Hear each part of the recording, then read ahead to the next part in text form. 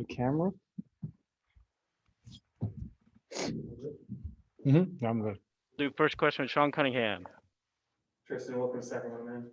Oh, sorry, you didn't. Yeah. Oh, sorry. Mask. Just overall thoughts, first off, of just being here and kind of the organization, the city, the guys around you here.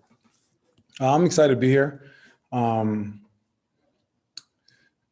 Sacramento's always had a great fan base, dating back to when, who's actually an OG of mine, is Doug Christie, one of the original Raptors legends.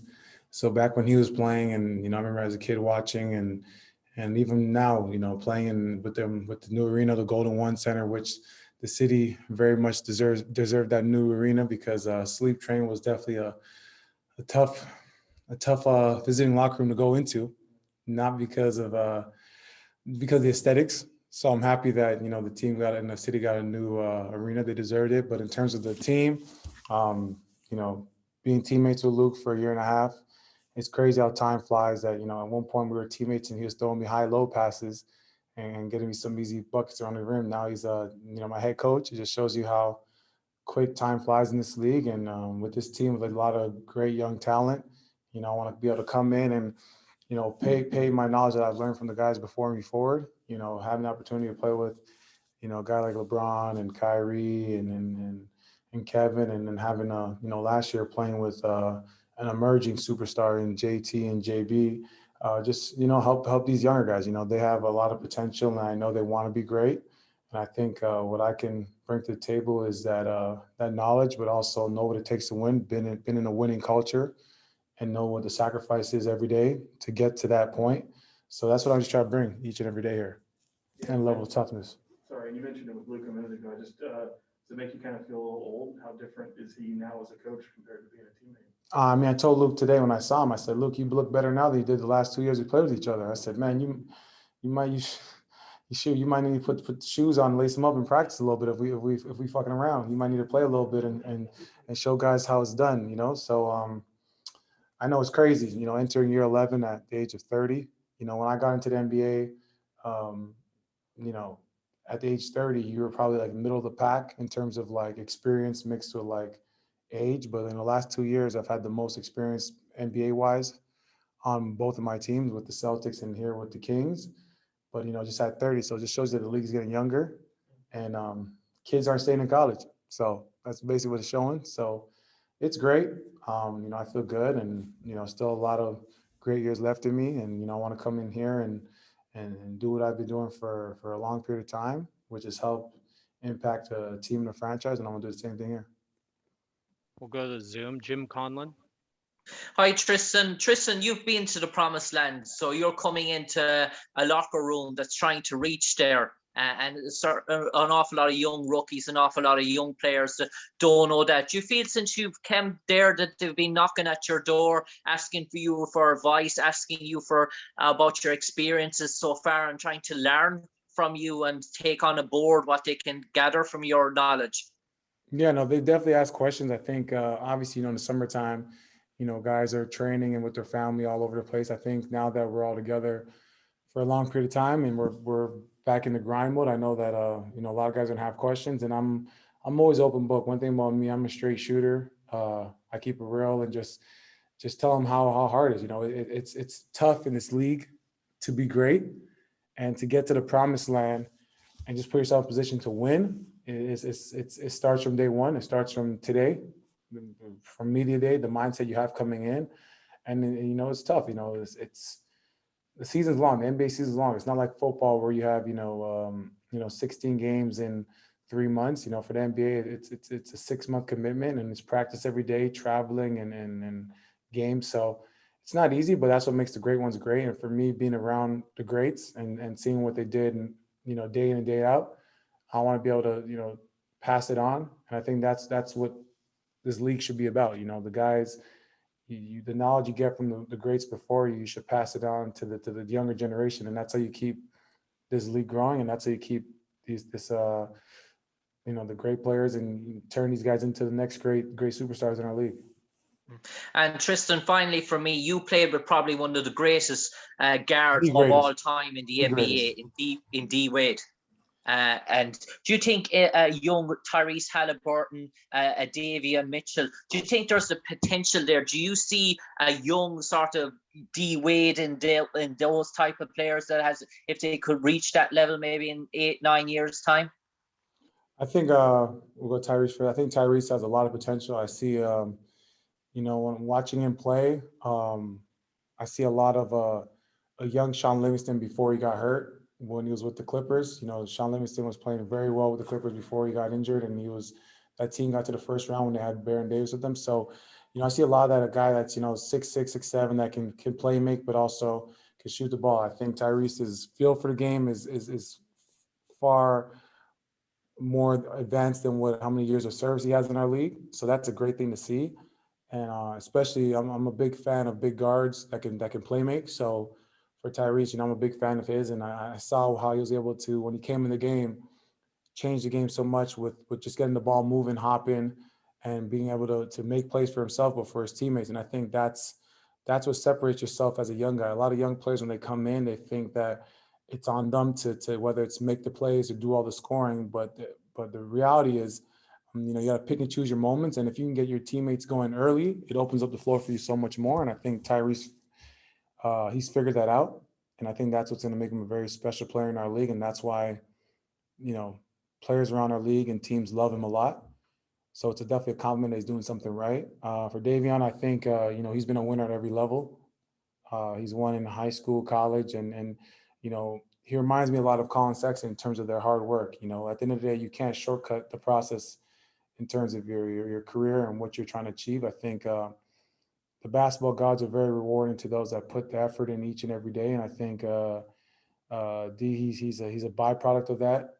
He's the type of player that's going to be in the gym, live in the gym, and he's not going to let you outwork him. And I think that's something that for a franchise that's trying to build a culture and build it the right way, you got to have guys like that are going to put the hard hat on every day and punch in the clock, because that stuff you can't put that in a player. That they embody that the day they're born in their DNA. That's something that you can't teach a player in terms of working hard and putting their best foot forward. That's something you're born with. That's something that's in your genetic makeup, and that's what's in D, and that's why he's able to have the success he's had so far in his career. And I think he'll have a lot of success in our league with how hard he commits himself to the craft. So I'm excited about both of them. I think they have potential to do really great things in our league, and I'm excited I could be a part of the journey. James Ham. Yeah, over here. You look at Marvin Bagley, and I'm sure you watch him from afar. He's got all the physical skills and tools, but because he's missed so much time, he needs help specifically on the defensive end. How, as a veteran, can you help him along and put him under your wing and sort of help him develop? Yeah, it's unfortunate. Marvin has he had some unfortunate injuries in his career, and I know for a young player, it's definitely frustrating, especially because you want to be out there and play, and you want to showcase yourself each and every night. And unfortunately, things happen. I think for him, what I could do is just be that person you can lean on. I know you said defensively how you can help. I think defense, it's all about a foundation. I think sometimes teams try to skip steps before their players are ready. And it's whether it's adding too much stuff to the defensive playbook before the team is ready, or even for individual player, if he might be a little behind. And it's like anything in life, not everyone's going to pick up things as quick as others. So that's when it comes down to players and coaches to put the extra work in, especially for a guy that that you care about and you want to see succeed. You have to do that. And for me, if I see things that I know he might not be grasping or needs help with, I'm always going to be an open door policy where I can help him. But even in practice, if I see something that I know he's not grabbing onto, I'll be there to help him, because that's my job as a veteran leader. And in order to win, everyone's got to be on the same page. So, I mean, with Coach Longo coming in and being the defensive guy, I've been with him for including for like 5 years. So I know exactly the things we're going to do defensively. So I could be definitely a great teacher for Marvin, but just for the other guy. I don't think it's just Marvin specifically. We got so many new young guys here. I think everyone's going to need help on it. So I would never, point out one guy in particular, just because it's going to be new for everyone. So So not just Marv, I think everyone's just we all gonna need help together to understand this and build that foundation. What is it about this team specifically that intrigues you and makes you excited to come into work? They were fun to watch and fun to play against. I mean, they're a type of team, if you don't come ready to play, they'll go on a, 17-5 run on you. And, scoring was never an issue. They were fun to watch and they got a lot of possessions and they made basketball fun you could tell guys were having fun out there on offense. I think defensively, that was an area where they got to be better at. But that happens, when your team is young and guys are trying to figure themselves out, but also figure out, what coach wants as young players, it's tough sometimes. So I think with them bringing in some veteran guys that can kind of help lead and kind of lead by an example, but also be out there to kind of help those young guys defensively, catch up. I think it's a great mesh. You know what I'm saying? I think when you build a team, it's a puzzle piece, right? You can't have too many guys that do too many of the same things. It's a puzzle piece. So I think they've done a good job this summer, grabbing some pieces that can mesh to build a proper puzzle. And it's going to be on us to keep coming together, to keep working every day to push each other. We'll go to Matt George. Hey, Tristan, this team, especially recently, has been on the cusp of that next step of reaching the playoffs, and it's just eluded them. Based off of your experience, what do you see that is missing on this team that you are hoping to bring, even if it's off the court? I think the NBA, it's literally a possession game. And I think if you look at, the point difference in terms of wins and losses, it's like a possession and a half, 2 possessions, maybe tops. So that's just 2 more stops.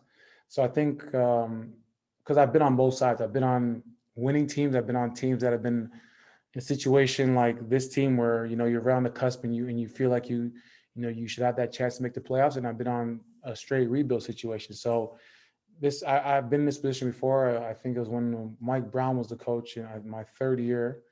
It was me, Kyrie, Dion, Luol Deng.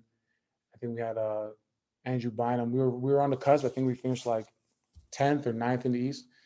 But it's about possession games. I think when it gets to the 4th quarter or even the second half, you got to eliminate those 8-0 runs. You got to cut those down. I think obviously, in the 1st quarter, things happen where teams are on hot starts. But 3rd and 4th quarter, you can't afford to have teams go on those big runs because they'll set you back so much that you have to dig yourself out of a crazy hole to even put yourself in position to win. So I think for this team, it's just limiting those runs that teams may go on. And I think that will help a lot. So it starts defensively. I think that should be the main focus for us going into training camp is how can we force just, 2 or 3 extra stops in the course of a game where, stop the bleeding. And last questions from Jason Anderson. Tristan, welcome to Sacramento, man. Really interesting to hear your insights on these things. One hot topic today is vaccinations around the league. You've got a couple cities where guys might not be able to play in home games because they're not vaccinated. I just wonder, what do you have any thoughts on just that whole topic and how it might impact the league this year? I mean, I think, we live in a world where, everyone, you're in control of whatever destiny you want to make for yourself. So,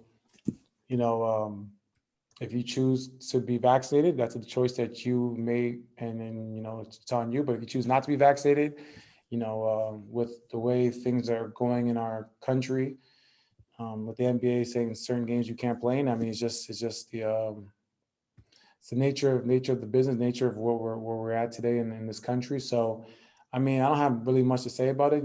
My main focus is, hopefully, guys do whatever's best for them, whatever they feel like is best for them and their family, and we live with the results. I'm never gonna force somebody to get vaccinated or look down on somebody for not being vaccinated, because that's not my place. I'm not God, so I have no right to put down another human being because, that's I don't have that right or power to. So whatever decision you want to make for you and your family, I'm all for it. My whole goal is just to play basketball and be available for my team. Okay. And, hearing you talk about your experiences in the league, being with winning teams, being in rebuilding situations, now you look around the room you're in today, and I just wonder, where do you feel like this Kings team is on that spectrum in terms of, just trying to be competitive, or whether the pieces might be here for a team that could make the playoffs. No, I think this team could be very competitive. Like I said, scoring is not an issue for this team. So one thing is, if you can score, you can definitely win a fair share of games. But if you want to get to that next step in terms of being in the playoffs, it's about what you can do on the defensive end, because there's very few teams in this league that can play zero defense and just score enough points to win. And, there's probably 5 of those teams, maybe only 4 that can get away with that each and every night. But I feel like for our team and what we're trying to build, I think defense has got to be a priority. I think if we're able to just come together with a couple more stops, it changed the whole outcome of the game. I think a couple stops take you from being 11th in the West or 10th in the West to being, an 8th seed, or have a chance of playing the playing game. So I think that's something that this team has potential to do. I think we have the right personnel that can do it.